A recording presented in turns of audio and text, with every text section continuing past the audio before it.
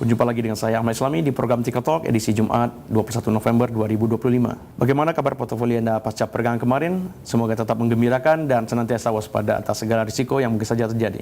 Sobat investor, indeks harga saham gabungan atau IHSG pada perdagangan kemarin ditutup menguat 13,34 poin atau terangkat 0,16% ke posisi 8.419,92. Angka ini menempatkan IHSG pada rekor tertinggi atau all-time high untuk penutupan perdagangan harian. Sementara pada perdagangan intraday, indeks juga sempat menembus rekor tertinggi baru, yakni mendekati 8.500 atau tepatnya mencapai level 8.491,43. Mayoritas sektor menghijau, kelompok saham cyclical memimpin penguatan dengan kenaikan sebesar 2,5%. Lalu disusul sektor infrastruktur dan energi yang masing-masing terangkat 0,52 dan 0,44%.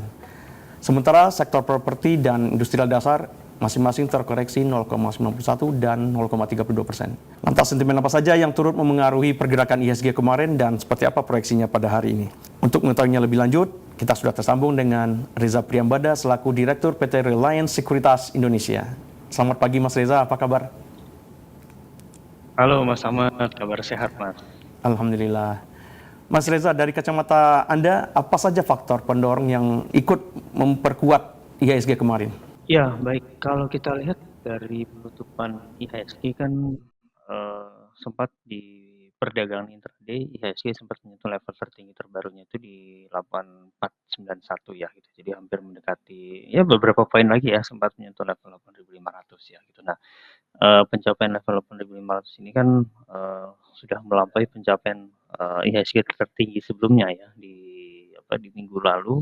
Saat itu IHSG sempat menyentuh level tertingginya itu di 8478 gitu. Nah, untuk kali ini memang kalau kita lihat IHSG mendapat sentimen positif dari sejumlah emiten yang dari sisi berita memang banyak yang positif, terutama terkait dengan sejumlah aksi korporasi yang memang akan direncanakan oleh emiten gitu. Nah, terus kemudian di sisi lain juga kalau kita lihat dari pergerakan nilai tukar rupiah ini juga mendapatkan sentimen positif juga ya, di mana pergerakan nilai tukar rupiah itu sempat mengalami penguatan ya, seiring dengan rilis data-data di Amerika Serikat sana yang dianggap kurang baik gitu. Jadi adanya rilis dari peningkatan klaim pengangguran itu kan membuat nilai US dollar itu kan mengalami pelemahan gitu kan, sehingga itu dimanfaatkan oleh nilai tukar rupiah kita bergerak menguat gitu. Nah, itu yang memberikan sentimen positif ke market juga ya, seperti itu. Oke Mas, kalau bicara soal sektor perbankan misalkan, saham-saham Big Four itu rata-rata ada yang stagnan dan malah memerah ya. Dan kita baru saja kemarin mendengarkan pengumuman dari BI yang memutuskan untuk menahan suku bunga.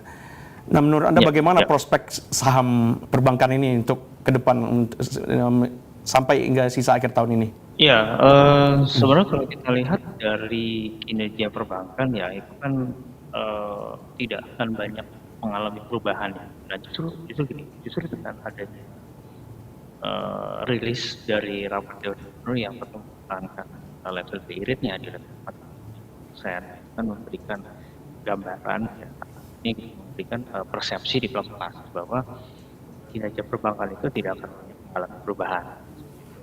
Nah, terus kemudian kalau kita lihat perbankan itu kan kinerjanya kan yang kita lihat adalah seberapa besar pertumbuhan NIM-nya, ya kan, net interest margin-nya, terus kemudian berapa besar penambahan jumlah nasabah dan sebagainya gitu. Nah, ini yang mungkin dengan masih tetapnya level suku bunga BI itu dianggap maka pertumbuhan atau peningkatan kinerja di perbankan itu belum terlalu signifikan seperti itu. Itu yang akhirnya membuat kinerja saham dari perbankan itu masih cenderung tidak bergerak signifikan seperti periode-periode sebelumnya gitu. Baik Mas, kalau dengan kinerja saham IHSG seperti kemarin, apakah mungkin indeks mengalami koreksi kembali atau ada kemungkinan untuk membuat rekor baru pada hari ini? Ya, kalau dilihat dari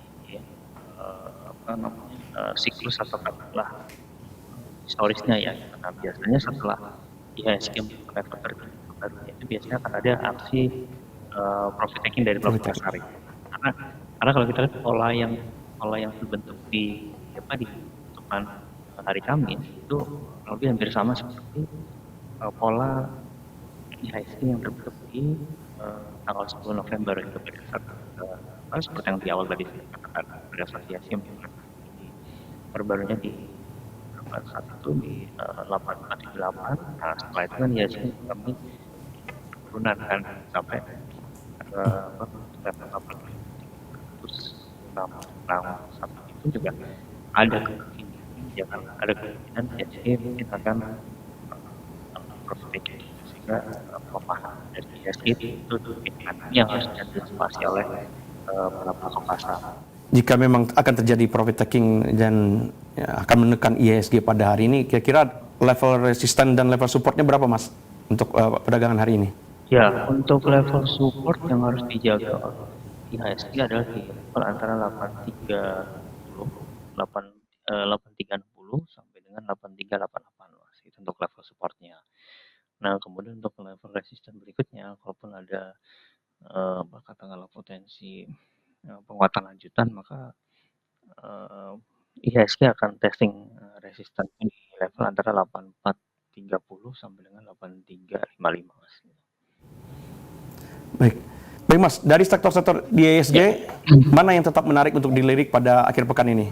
Ya, kalau saya lebih melihat beberapa sektor ya, dari sektor infrastruktur ya, terus kemudian juga dari sektor komoditas ya, itu juga apa yang kita lihat juga cukup menarik ya, karena kita juga melihat perkembangan dari harga komoditas global juga kan gitu. Jadi ketika katakanlah pergerakan dari harga komoditas itu masih bisa bergerak positif, maka biasanya pelaku pasar kan akan mencari saham-saham yang berkorelasi dengan komoditas tersebut. Nah itu yang mungkin kita bisa manfaatkan untuk tersebut. Nah ini mungkin yang paling ditunggu oleh sobat investor. Kalau dari segi saham, kira-kira saham apa saja yang bisa dipantau untuk hari ini? Baik, beberapa saham yang kita lihat cukup menarik ya, gitu. Dari komoditas ya, dari komoditas ini kita lihat ada PTRO ya, ada PTRO dan juga MDKA. Lalu kemudian kita lihat dari dari grup Bakri ini juga masih cukup menarik juga, ada Bumi dan juga BRMS ya, ini pergerakan juga masih cukup stabil. Lalu kemudian untuk sektor di luar tambang ya, mungkin yang kita bisa lihat ada sektor tekno ini juga cukup menarik juga nih pergerakannya gitu kan. Nah di antaranya saham-saham tekno yang mungkin bisa kita lihat ada WiFi atau WiFi ya, WIFI, kemudian ada